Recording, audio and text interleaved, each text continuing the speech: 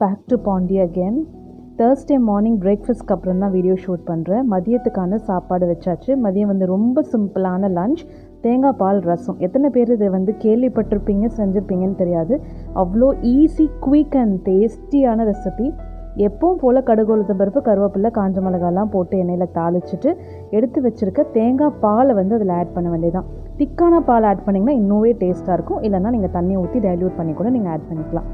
இதில் எந்த ஸ்பைசஸும் கிடையாது. கொஞ்சமாக மஞ்சத்தூள், உப்பு, கொஞ்சமாக புளி, அது வேணும்னா ஆட் பண்ணிக்கலாம், இல்லைனாலும் ஸ்கிப் பண்ணிக்கலாம். ரொம்ப சிம்பிள் அண்ட் குயிக்காக மேக் பண்ணுற ரெசிபி, ரொம்ப டேஸ்டியாக இருக்கும். ஆனால் பிஃபோர் மேரேஜ் நான் இதை கேள்விப்பட்டது கூட கிடையாது. ஆஃப்டர் மேரேஜ் தான் என்னை ஃபோர்ஸ் பண்ணி சாப்பிட வச்சாங்க. ஒரு டைம் மட்டும் ட்ரை பண்ணி பாரு, உனக்கு பிடிக்கலனா விட்டுடுன்னு. பட் சீரியஸ்லி ஒரு டைம் சாப்பிட்டதுக்கப்புறமே நான் இது அடிக்ட் ஆகிட்டேன். இது கூட நீங்கள் எந்த ஸ்பைசியான தொட்டுக்க வேணாலும் வச்சுக்கலாம். நாங்கள் இன்றைக்கி உருளைக்கிழங்கு தான் எடுத்துக்கிட்டோம்.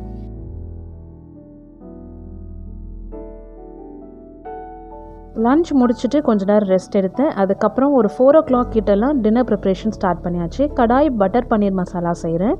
அதுக்கு 1 ஸ்பூன் பெருஞ்சீரகம், 1/2 ஸ்பூன் ஜீரகம், 1/2 ஸ்பூன் மிளகு, 2 கிராம்பு, 2 ஏலக்காய் போட்டு அதோடைய ஸ்மெல் நல்லா வர அளவுக்கு கொஞ்சமாக வறுத்துக்க வேண்டியதான்.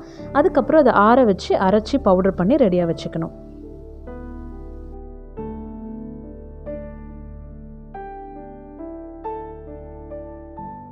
இப்போ வெங்காயம், தக்காளி எல்லாம் ரெடி பண்ணி வச்சுக்கலாம்.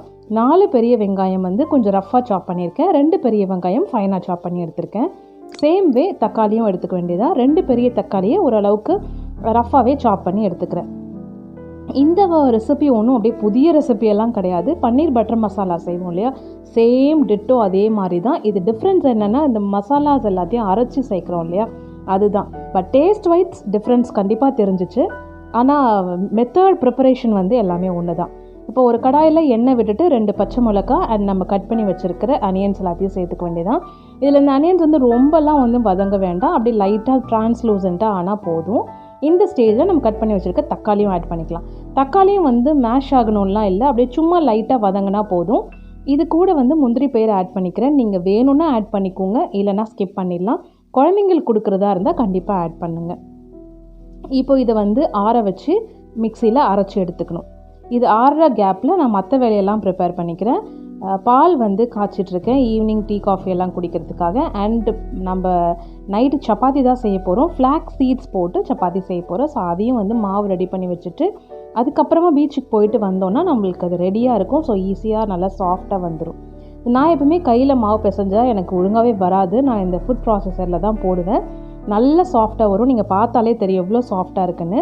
அண்ட் நான் ஈவினிங்கே இதை ப்ரிப்பேர் பண்ணி வச்சுட்டு நைட்டு தான் பண்ண போகிறேன் அப்படின்றதால லைட்டாக ஆயில் அப்ளை பண்ணி அதில் நல்லா தேய்ச்சி விட்டுக்கிறேன். பிகாஸ் கொஞ்சம் ஹார்டாக ஆகிட்டா என்ன பண்ணுறது அப்படின்றதுனால லைட்டாக இது பண்ணேன். மற்றபடி நான் எப்போவுமே ஆயில் ஆட் பண்ணி பிசைகிறதோ இல்லை ஆயில் மேலே போட்டு வைக்கிறதோ நான் செய்யவே மாட்டேன். இந்த பேஸ்ட் அரைக்கும் போது தான் ஞாபகம் வந்துச்சு மசாலா ஆட் பண்ண மறந்துட்டேன்னு. 1 ஸ்பூன் கொத்தமல்லி தூள், 1 ஸ்பூன் தனி மிளகாய் தூள், அவ்வளோதான் ஆட் பண்ணி திரும்பவும் நல்லா பேஸ்ட்டாக கிரைண்ட் பண்ணிக்கிறேன். அண்ட் பாலும் காஞ்சிடுச்சு. எனக்கு காஃபி, பசங்க 2 பேருக்கும் ஹார்லிக்ஸ் போட்டு, ஹஸ்பண்டுக்கும் க்ரீன் டீ போட்டு ரெடியாக வச்சாச்சு. எல்லோரும் டீ காஃபி எல்லாம் குடிச்சிட்டு கிளம்பி பீச்சுக்கும் போயாச்சு. பீச்சுக்கு நாங்கள் இன்றைக்கி ஏன் மெயினாக போகிறோம் அப்படின்னு பார்த்தீங்கன்னா, ஒரு மெயின் ரீசன் இருக்குது.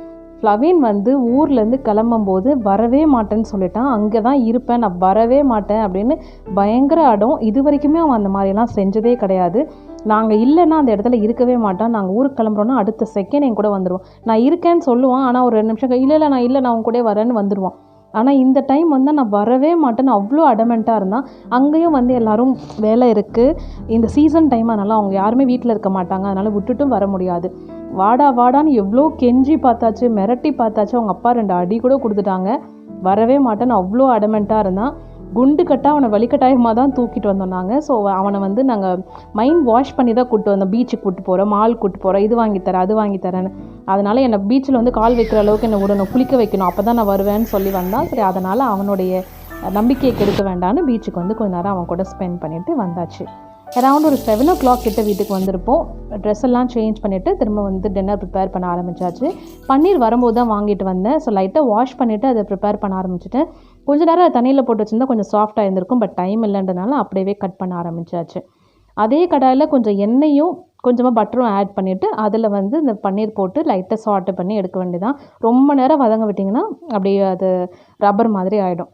அண்ட் இப்போ அதே கடாயில் ஒரு பெரிய பிரியாணி இலையை 2-3 கிழிச்சு போட்டுட்டு வெங்காயம் வந்து ஆட் பண்ணி நல்லா சாஃப்ட் ஆகுற அளவுக்கு அதை குக் பண்ணணும். அந்த கேப்பில் நம்ம வந்து சப்பாத்தியும் ரெடி பண்ண ஆரம்பிச்சிடலாம். சப்பாத்தி வந்து இன்றைக்கி அவ்வளோ சாஃப்டாக இருந்தது. ஏன்னா ரொம்ப நேரம் நம்ம ரெஸ்டிங் டைம் கொடுத்தோம் இல்லையா, ரொம்ப சாஃப்டாக இருந்தது. அண்ட் மோரோவர் ஃப்ளாக்ஸ் சீட்ஸ் சேர்த்து செய்கிற சப்பாத்தி அவ்வளோ ஹெல்தி நம்மளுக்கு. இதில் ஃப்ளாக்ஸ் சீட்ஸ் போட்டிருக்கோம் அப்படின்றத பார்த்தா மட்டும்தான் தெரியும், சாப்பிட்டா நம்மளுக்கு தெரியவே தெரியாது. அவ்வளோ சூப்பராக பிளெண்ட் ஆகிடும், அது கூட நம்மளுக்கு இருக்கிறதே தெரியாது, வாயில் கடிப்படவும் படாது.